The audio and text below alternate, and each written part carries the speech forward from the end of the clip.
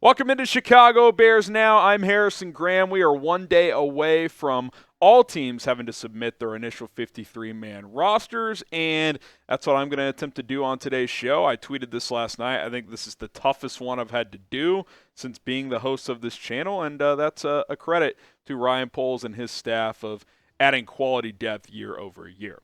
Okay, so some important upcoming times and dates. Tomorrow, 4 o'clock Eastern, 3 Central Time, initial rosters are due.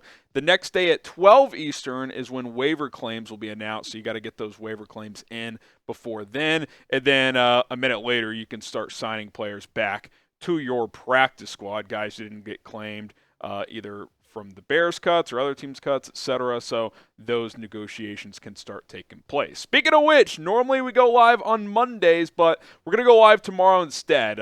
3 Central Time, maybe a few minutes after, to get our ducks in a row to break down the Bears 53-man roster and roster cut. So subscribe, turn on notifications so you know exactly when we go live, not only tomorrow, but all the time. So let's make it happen. Join us tomorrow. Should be a lot of fun. And, of course, we'll have videos throughout the day today. All right, we're filming this right around 11:30 Central Time, which is, as of now, could change any minute, the Bears have 86 players. They cut a couple of guys over the weekend. Ian Wheeler went to IR with a torn ACL. So they're down to 86. And instead of just jumping right into my 53-man projection, I kind of want to break this down into tiers. So I've got 18 players that I expect to get cut. It would be surprising if any of these guys made the initial 53. Quarterback Austin Reed, I think he's a practice squad candidate. He's got no shot to make the 53 in my opinion. Peter LeBlanc, John Jackson at receiver, no chance. Theo Benedette, he's a Hard Knocks hero, but that's about it. Don't think Aviante Collins makes it. Jerome Carvin, I thought was pretty solid early on in the preseason, but I think Doug Kramer's ahead of him at the sitter position. Jalen Hutchings, who they signed recently, Deshaun Mallory, a couple of guys I don't think have a chance to make it. Michael Dwumfor is a vet. He's been on teams before, but I think he's fallen back in the pecking order there.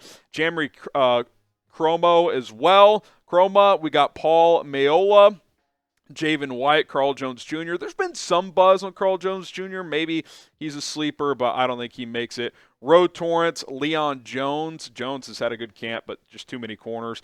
I don't think Quindell Johnson makes it this year. Maybe he does, but I think there's a couple of other safeties on the bubble ahead of him. Cameron Lyons, the long snapper. Now, if Patrick Scales isn't healthy, he could be a short-term IR candidate, which in case Lyons could make it, but you could cut him and bring him back anyway if you wanted to. And then Corliss Waitman is not going to make the 53 because of Torrey Taylor. So if all 18 of these players get cut, you're now down to 68 players. So you're, shrinking the bubble a little bit here. Before we get to players in the bubble, let's see how many players I have as roster locks. So I think the number is 41. These are the first 10. Caleb Williams, Tyson Bagent, DeAndre Swift, Khalil Herbert, Roschon Johnson. Could Herbert get traded? Maybe. We'll see. DJ Moore, Keenan Allen, Rome Odunze, and yes, Tyler Scott. I think he's a lock, so 4 receivers. Cole Kmet, Gerald Everett, Mercedes Lewis. All 3 of those tight ends are safe. Braxton Jones, Darnell Wright, Tevin Jenkins, Nate Davis, Coleman Shelton, Ryan Bates, Karan Amagaji. That's 7 offensive linemen that are locks. Montez Sweat, Darrell Taylor, Austin Booker, DeMarcus Walker, Javon Dexter, Andrew Billings, and Zach Pickens. So 8 Chris Williams as well. So 8 defensive linemen locks. TJ Edwards, Tremaine Edmonds, Jack Sanborn, Eamon Ogbongbemiga at linebacker. That's 4 of those. Jalen Johnson, Tyreek Stevenson, Kyler Gordon, Terrell Smith at corner. That's 4. 3 safeties that are locks. Kevin Byard, Jaquan Brisker, Jonathan Owens. And then your 3 specialists with the caveat that Patrick Scales could be a short-term IR candidate. So 3 locks there. You add that up, that's 41 roster locks. So we were down to 68 players after the expected cuts. 41 locks, so if you're doing quick math, that's 27 players left to claim 12 final spots. Now, full disclosure, this is just my analysis. I'm guessing those numbers are smaller. I doubt the Bears are debating 27 players for 12 spots, but I do think these 27 players I'm about to get to have all shown really good things and could be rosterable players in the NFL. They're obviously not all going to make this Bears team. All right, drop a name in the comments before we get to the bubble. Who's a player on the roster bubble that you are rooting for, that you want to see make the 53-man roster? Drop his name, a couple of names down in the comments below. All right, let's get to the bubble. 27 players. Brett Rippon. Now, interestingly enough, Tom Pelissero just broke the news that the NFLPA revised the vetoed the emergency third QB rule. What it was is that you could keep a quarterback on the practice squad that you could dress for every game to be your emergency third quarterback. That is now not the case. So if the Bears want to have a third QB active for every single game day, they're going to have to put him on the 53-man roster. Not sure that changes their thinking, but I think for some teams it will. Travis Homer, Velus Jones Jr. On the bubble, Kari Blasingame at fullback, DeAndre Carter, Roschon Johnson, Dante Pettis at receiver, Stephen Carlson, Brendan Bates at tight end, Matt Pryor, Jatiri Carter, Jake Curran, Bill Murray, and Doug Kramer on the offensive line. Dominique Robinson, Daniel Hardy, Jacob Martin at defensive end, Byron Coar at defensive tackle, Noah Sewell, Micah Baskerville at linebacker, Josh Blackwell, Jalen Jones, Greg Stroman Jr., Reddy Steward at corner, Elijah Hicks, Tarvarius Moore, Adrian Colbert at safety. So again, 27 players vying for 12 spots on the Bears roster bubble. I assume those numbers are smaller, but when I'm analyzing it from someone on the outside looking in who watches this team very closely, that's how I see it. Obviously, I'm not in the building. I don't know what those conversations are at this point in time. Again, something to remember. We talked about this on yesterday's show that I did from my house. The new NFL rule allows to place 2 injured players designated to return later this season. You've seen a couple of those around the league today. They would miss the first 4 games, then be eligible to return. You don't have to subject those 2 players to waivers. Like in the past, you'd have to carry through an injured player you want to keep, then place them on IR and try to fill that roster spot. But now teams are allowed to protect 2 players essentially to almost have 55 players initially that you can hang on to. And I think these 9 players could be eligible for that. Roschon Johnson, Dante Pettis, they've been banged up. Larry Borum has an ankle injury now. Kron Amagaji got cleared, but could they kind of fudge that and be like, yeah, he's still recovering from injury. We're going to place him on PUP or whatever. Ryan Bates has been banged up for weeks. So is Jacob Martin. Zach Pickens just got dealt with an injury. Unclear what his status is. I mentioned Patrick Scales. And then Noah Sewell, who, like Amagaji, got cleared. He actually played in the last game. Amagaji did not. But if they don't think he's going to make the team, could they kind of give him one of those fake groin injuries or something like that? You know, teams are going to use this to their advantage. So 9 potential candidates that I see could go on this list. All right, coming up next, we'll go 1 through 53 as I go through my final roster projection after examining the current 86 players. And before we do that, we got to tell you about our sponsor. Show some love to Game Time. Looking to go to a Bears game this fall or college football, concert, etc., check out Game Time. Download the app today, create an account, and use code CHATSPORTS to get $20 off your first purchase only. Terms apply. Got to get your tickets online these days, and no one's going to get you a better deal than Game Time. And their new feature, Game Time Picks, makes getting tickets to see your favorite teams play easier. It'll filter out the fluff to show you the best deals available on the best seats, so you don't have to filter through thousands of tickets. Some other features of the Game Time app: views from the seats, super deals, which are the best of the best in terms of value, kind of those 1% value of tickets there, and last-minute tickets for the lowest price guaranteed. So get off the couch this fall and go check out some sporting events, comedy shows, etc. If you need a ticket, Game Time's going to have it available for you. Use code CHATSPORTS once you create your account to get $20 off your first purchase only. Again, those terms apply. Download Game Time today. What time is it? It's game time. All right, we're going to go quarterback all the way to special teams here. 2 quarterbacks.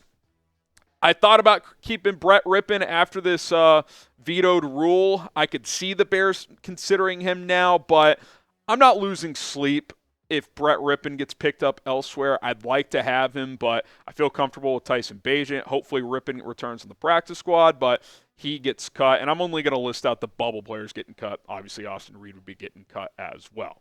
All right, running back. This is one of the trickier positions. I'm going to go DeAndre Swift, Khalil Herbert, Roschon Johnson, Velus Jones Jr. Travis Homer gets cut. Kari Blasingame gets cut. I think there's a real scenario where the Bears do not carry a fullback. That means they'll go heavier at tight end. We'll get to that position here in a minute. But this is kind of a combination of what I think will happen versus kind of what I would do. I'm trying to project it based on what I think the Bears would do, and I think there's a real chance Blasingame's not on this team.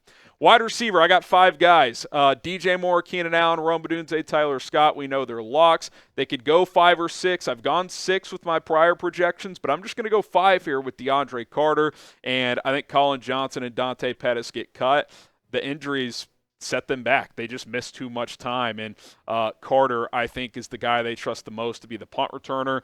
And the reason you can go a little lighter at receiver 2 is Velus Jones can be your he can play receiver if you need him to in a pinch as well. So he kind of serves as a bonus running back and receiver at the same time.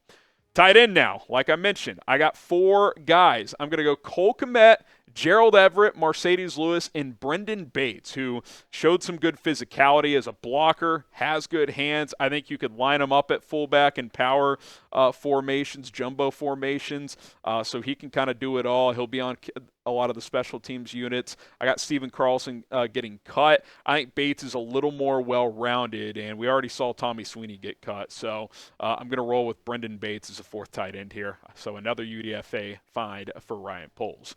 Offensive line, I got 10 guys right now.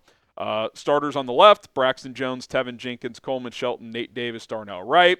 Backups on the right, Ryan Bates, he could be a starter at some point. Karan Amagaji, Matt Pryor, Jatiri Carter, and I'm going to go Doug Kramer because if Ryan Bates' week 1 status is in doubt, you need to have someone who can play center in a pinch for opening day. So I could see Kramer starting on the 53 and then later getting cut depending on Bates' status. But in this scenario, Jake Curran and Bill Murray get cut. And I'm going to use one of my 2 short-term IR spots on Larry Borum, which then he'd be eligible to return in week 5.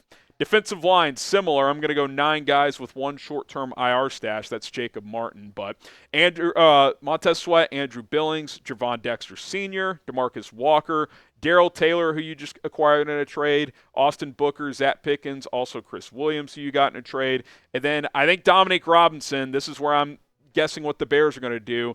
Matt Eberflus may have had a Freudian slip over the weekend when asked if Darrell Taylor would start opposite of Montez Sweat. He said he expects it to be a rotation over there, and he mentioned Dom as a guy in that mix. Did not mention Daniel Hardy. Now, is that just him talking off the cuff? Possibly, but I think they're going to keep Dom Robb and cut Daniel Hardy. And then with the trade of Chris Williams, I got Byron Cowart getting cut as well. All right, linebacker. Another tough one. A lot of these are tricky this year. TJ Edwards, Tremaine Edmonds, Jack Sanborn, Eamon O, I think are all locks. I'm going to go Micah Baskerville. For the 2nd year in a row, I felt like he's performed as a player worthy of making this roster. I just haven't seen it with Noah Sewell. I know he was a 5th-round pick last year. You weren't going to cut him a year ago, but missed a lot of camp this year. And the game he did play last week had a really bad missed tackle. At some point, you got to earn it, and I think Baskerville has. So I think Noah Sewell gets cut, and with what he's done in 2 seasons, I'm not sure he'd even get claimed. So maybe you get him back on your practice squad. All right, 6 corners. I debated 7, but I'm going to go 6. Jalen Johnson, Tyreek Stevenson, Kyler Gordon. Terrell Smith is your top backup. Jalen Jones and Josh Blackwell. And I think this is just a trust thing. The Bears know what they have in Jalen Jones and Josh Blackwell. They've both gotten snaps in the secondary. They're both really good special teams player. Reddy Steward, I think, is worthy of making this team, but he is a UDFA rookie. Greg Stroman Jr., I know they like, but I think it's just a numbers game here. You could go 7 corners and then 4 safeties. I got 5 safeties, which we'll get to in a second. But, yeah, this is where I have it right here. But I think the secondary as a whole, as we shift to safety now, is easily the toughest one because – I've got 11 total DBs. I think 13 or 14 are worthy of being on NFL rosters. Kevin Byard, Jaquan Brisker, Jonathan Owens are your top 3. I think they trust Elijah Hicks. He's gotten reps. He played a decent amount last year. He's good on special teams. And I think either Adrian Colbert or Tavarius Moore makes the 53. I've got Colbert making it. I think he's a little bit better in coverage, and I think they're similar talents on special teams. So I'll go with Colbert here. I could see Moore making it. I could see them only going 4 safeties and going 7 corners, but that's going to be the toughest to decipher through from the Bears standpoint, but that's where I've got my projection. And then your 3 specialists, Santos, Taylor, and Scales. Again, we'll see what Scales' status is. There's a scenario where they may have to IR stash him and bring in a guy like Cameron Lyons on the 53. We'll see, but they'll work through that over the next 24 to 48 hours. All right, predict it for me. How many did I get right? Harrison got blank out of 53 players correct. I think the most I've gotten, I think I've gotten 51 before. I've never gotten all 53. It's just too damn difficult. There's always a surprise here and there. So how many out of 53 do you think I got right? Let me know in the comments. And be sure to subscribe. We'll have every news item that drops covered between now and cut down time tomorrow. We'll be live tomorrow as well, so don't miss out on the latest Chicago Bears news and rumors. My name is Harrison Graham. We'll see you guys soon. Bear down.